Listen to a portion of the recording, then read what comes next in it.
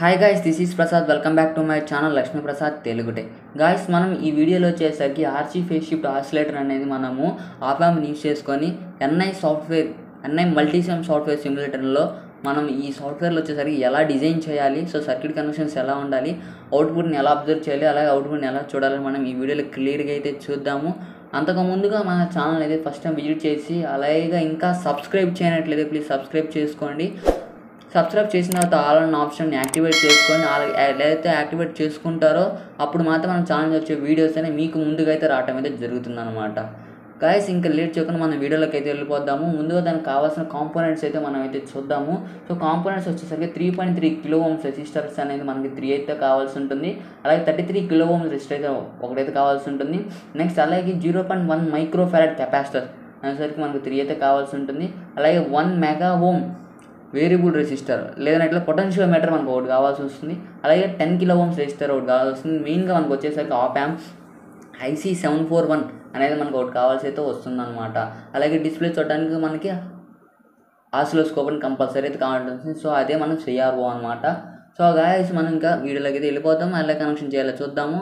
Already మనం ఇక్కడ వచ్చేసరికి ప్లేస్ సోర్స్ అని క్లిక్ చేస్తే మనం ముందు ఆప్యాంప్ అనేది మనము ప్లేస్ చేసుకున్నాం అనమాట. సో నేను ఆప్యాంప్ అయితే ప్లేస్ చేసేస్తున్నాను. సో నెక్స్ట్ వచ్చేసరికి మనం రెసిస్టర్స్కి అయితే వెళ్దాము. సో నేను ఆప్యాంప్ అయితే ప్లేస్ అయితే చేసేసాను. నెక్స్ట్ వచ్చేసరికి రెసిస్టర్స్ అయితే నేను అనేది ప్లేస్ చేసుకున్నాను. నాకు కావాల్సిన రెసిస్టర్స్ వచ్చేసరికి నేను ముందుగా వచ్చేసరికి 10 కిలో ఓమ్స్ రెసిస్టర్స్ అనేది ఒకటి తీసుకుంటున్నాను. సో 10 కిలో ఓమ్ రెసిస్టర్ ఒకటి తీసుకున్నాను. నెక్స్ట్ అలాగే 33 కిలో ఓమ్ రెసిస్టర్ అనేది ఒకటి తీసుకుంటున్నాను. సో 33 కిలో ఓమ్ రెసిస్టర్స్ అనేది ఒకటి తీసుకున్నాను. నెక్స్ట్ వచ్చేసరికి 3.3 కిలో ఓమ్స్ రెసిస్టర్స్ అనేది నాకు 3 అయితే కావాలి. సో ఇప్పుడు వచ్చేసరికి మనము ఫీడ్బ్యాక్ నెట్వర్క్ సంబంధించి తీసుకుంటున్నాం అనమాట. అంటే మనం ఆర్సీ నెట్వర్క్ సంబంధించిన రెసిస్టర్స్ అయితే తీసుకున్నాము. నెక్స్ట్ వచ్చేసరికి కెపాసిటర్స్ అయితే తీసుకున్నాం అనమాట. సో కెపాసిటర్స్ వచ్చేసరికి 0.1 మైక్రో ఫారడ్ కెపాసిటర్స్ అనేది నాకు 3 అయితే కావాలి. సో నేను తీసేసుకుంటున్నాను 0.1 మైక్రో ఫారడ్ కెపాసిటర్స్ 3 అయితే కావాల్సి ఉంటుంది. నేనైతే తీసేసుకున్నాను. నెక్స్ట్ వచ్చేసరికి ఇప్పుడు మనం పొటెన్షియోమీటర్ అనేది ఒకటి కావాల్సి వస్తుంది. సో నేను 1 మెగాహెర్ట్జ్ పొటెన్షియోమీటర్ అయితే తీసుకుంటున్నాను. సో ఈ పొటెన్షియోమీటర్ యూజ్ చేసుకొని మనం అవుట్పుట్ అనేది విజిబిలిటీ అనేది చెక్ చేసుకోవచ్చు.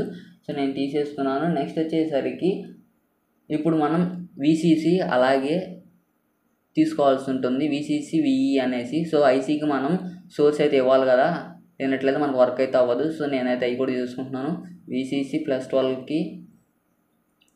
సో అలాగే నెక్స్ట్ వచ్చేసరికి VEE. సో VEE కూడా తీసేసుకున్నాను.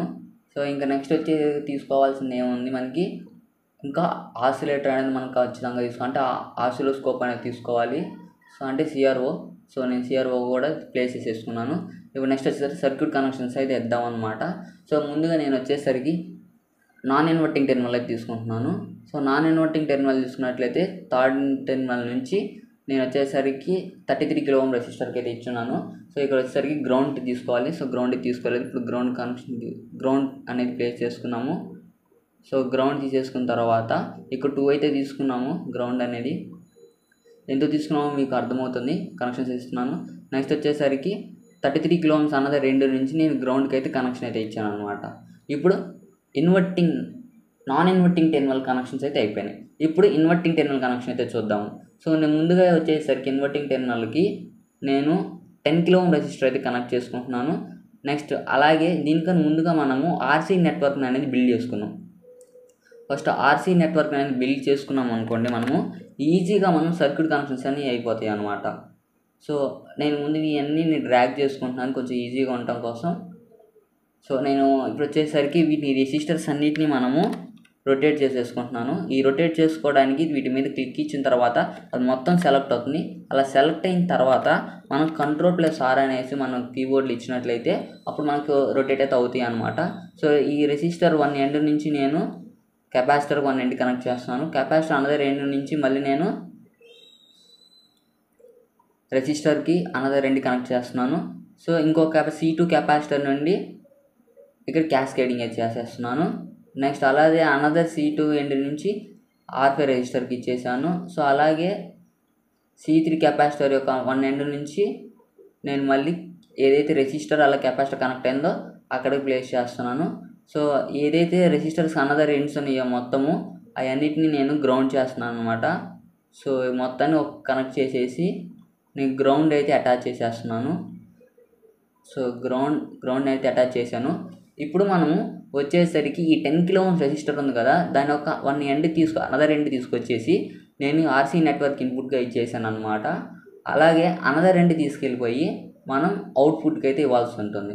అంటే IC741 యొక్క 6th పిన్కి అయితే ఇవ్వాల్సి ఉంటుంది. సో 6th పిన్ వచ్చేసరికి మనకు అవుట్పుట్ కాబట్టి నేను అవుట్పుట్కి అయితే ఇచ్చేసాను అనమాట. సో నెక్స్ట్ వచ్చేసరికి ఇప్పుడు ఫీడ్బ్యాక్ రెసిస్టర్ అనేది మనం ఇవ్వాల్సి ఉంటుంది. సో ఫీడ్బ్యాక్ రెసిస్టర్ అంటే పొటెన్షియోమీటర్ ఇక్కడ. సో ఈ పొటెన్షియోమీటర్ని మనం అయితే కనెక్ట్ అయితే చేద్దాము. సో కొంచెం అడ్జస్ట్ చేసుకుంటున్నాను.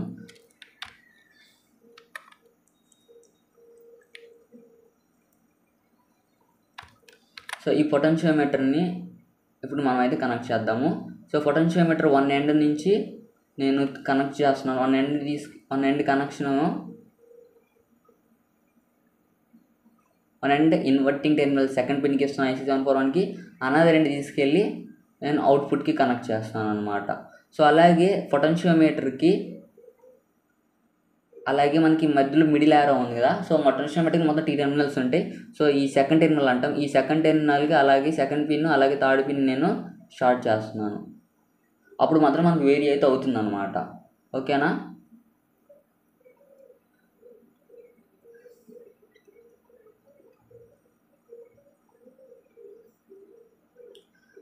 సో ఇప్పుడు మనం కనెక్షన్ అయితే ఇచ్చేసాం అనమాట. అన్ని కనెక్షన్స్ అనేవి అయిపోయినాయి. ఇప్పుడు మనం ఐసీకి పవర్ సప్లై అనేది ఇవ్వాల్సి ఉంటుంది. సో నేను ఇప్పుడైతే ఇచ్చేస్తున్నాను 12 volts VCC, అలాగే -12 volts అనేది ఇవ్వాల్సి ఉంటుంది. నేను -12 volts కూడా ఇచ్చేసేస్తున్నాను. కనెక్షన్ కూడా ఇచ్చేసాను. సో రొటేట్ చేస్తున్నాను. అండ్ దెన్ నెక్స్ట్ కనెక్షన్స్ అయితే ప్లేస్ చేస్తున్నాను. 4th టెర్మినల్కి అయితే IC4th టెర్మినల్కి నేను ఇచ్చేసాను. IC4th పిన్కి అయితే నేను కనెక్షన్ అయితే ఇచ్చేసాను అనమాట. ఇప్పుడు నెక్స్ట్ వచ్చేసరికి మనము ఇప్పుడు అవుట్పుట్కి మనం డిస్ప్లే అవ్వడం కోసం CRO అనేది కనెక్ట్ చేయాలి. సో నేను అవుట్పుట్కి CRO అయితే కనెక్ట్ చేస్తున్నాను. CROలో ఉన్న పాజిటివ్ వైర్ తీసుకొచ్చేసి నేను 6th పిన్ ఆఫ్ ICకి ఇచ్చేసాను. అదే నెగిటివ్ తీసుకొచ్చేసి నేను గ్రౌండ్కి కనెక్షన్ చేసేసాను అనమాట. సో ఇప్పుడు మనం కనెక్షన్స్ అయితే ఇచ్చేసాము. ఇప్పుడు అవుట్పుట్ డిస్ప్లే అయితే చూద్దాం అనమాట. సో ఇప్పుడు నేను సిమ్యులేట్ అయితే చేస్తున్నాను అనమాట. సో సిమ్యులేట్ చేయగానే నాకు అవుట్పుట్ అనేది చూపించదు. సిమ్యులేట్ చేశాను. సో బ్యాక్గ్రౌండ్ బ్లాక్ ఉంది, నేను వైట్గా మారుస్తున్నాను. ఇక్కడ రివర్స్ అని క్లిక్ చేస్తే వైట్ అయితే వచ్చేస్తుంది. సో ఇప్పుడు వచ్చేసరికి అవుట్పుట్ ఇది ఇంకా డిస్ప్లే అవ్వలేదు. ఇక్కడ ఏదైతే 1 mega ohm అని ఉందో, సో దీన్ని అడ్జస్ట్ చేసామనుకో అప్పుడు మనకు అవుట్పుట్ అనేది డిస్ప్లే అయితే అవుతుంది అనమాట. చూసారు కదా, ఇది పొటెన్షియోమీటర్. ఇప్పుడు మనకు అవుట్పుట్ అయితే డిస్ప్లే అయితే అయ్యింది. సో ఇప్పుడు మనకి ఈ వచ్చే సైన్ వేవ్ అనేది కూడా మనకి కరెక్ట్గా రావాలి, అంటే సైనోసోడల్ సిగ్నల్ అనేది రావాలా. సో ఇప్పుడు నాకు సైనోసోడల్ సిగ్నల్ అయితే రావట్లేదు క్లియర్గా. సైనోసోడల్ సిగ్నల్స్ వచ్చే వరకు మనం అడ్జస్ట్ అనేది చేసుకుంటూ ఉండాలన్నమాట.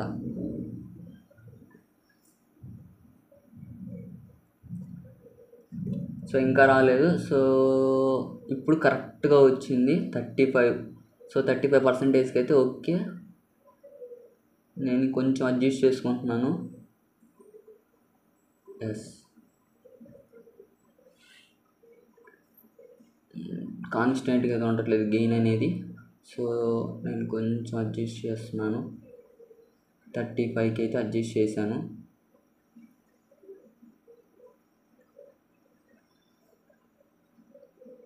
అడ్జస్ట్ అయితే అవుతుంది అన్నమాట.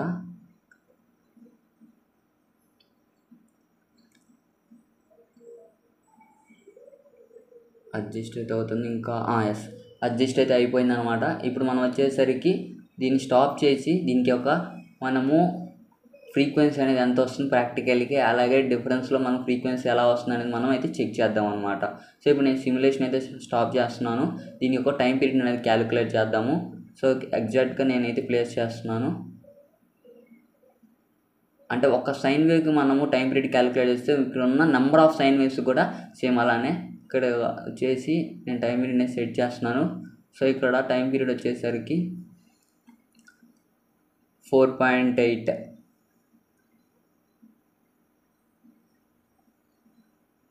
సో 1 ఫుల్ సైకిల్కి నేను చెక్ చేస్తున్నాను అనమాట. 4.8 అలా వచ్చేసింది. సో 4.9 4.8 నియర్లీ మనకు వచ్చేసరికి ఎగ్జాక్ట్లీ మనకి 190. సో 210 అయితే మనకి రావడం అయితే జరుగుతుంది. సో ఇప్పుడు క్యాలిక్యులేట్ అయితే చేద్దాము.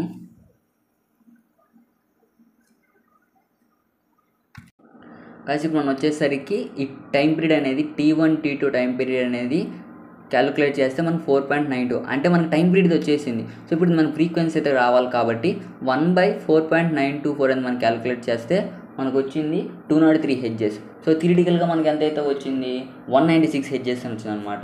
సో నియర్లీ మనకి వచ్చేసింది అనమాట. సో ఇంకొంచెం అడ్జస్ట్ చేసుకుంటే పొటెన్షియోమీటర్ అనేది ఇంకా ఎగ్జాక్ట్గా యాక్యురేట్గా అయితే మనకైతే వస్తుంది అనమాట. సో గైస్ మన ఈ వీడియోలో వచ్చేసరికి ఆర్సీ ఫేజ్ షిఫ్ట్ ఆసిలేటర్ అనేది ఎలా డిజైన్ చేయాలి, సో దాని అవుట్పుట్ని ఎలా అబ్జర్వ్ చేయాలి, దాన్ని ఎలా క్యాలిక్యులేట్ చేయాలి టోటల్గా మనం ఈ వీడియోలో అయితే చూసామన్నమాట.